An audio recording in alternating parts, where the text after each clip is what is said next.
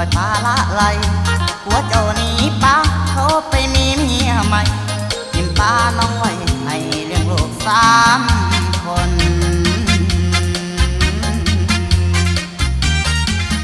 สาวไม่ห่างแก่อย่าโศกโศกาเสียเถิดน้ำตาอย่าโศกเสียใจผู้ชายคนนี้สมัครมาเต็มใจอย่าเป็นตัวแพ้ให้ด้วยความรักที่ซื่อตรง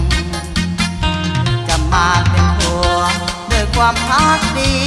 จะเป็นสามีจะหักเมียหักลูกจะสร้างฐานะเพิ่มพูนสุข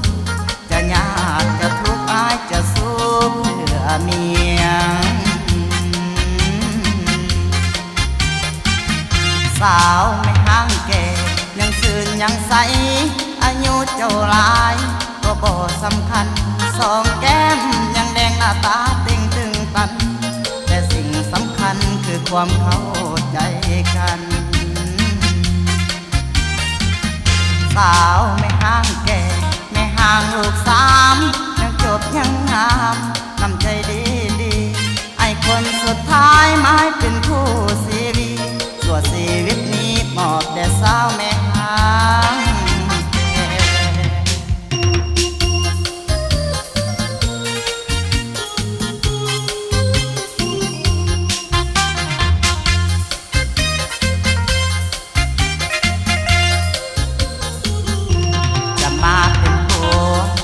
ความพักดี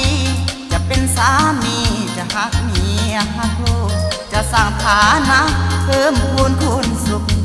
จะยากจะทุกข์อายจะสู้เพื่อเมีย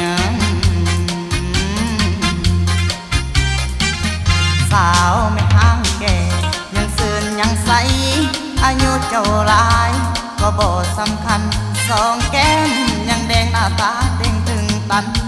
แต่สิ่งสำคัญคือความเข้าใจกันสาวไม่ห่างแก่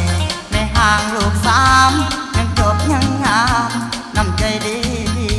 ไอ้คนสุดท้ายไม้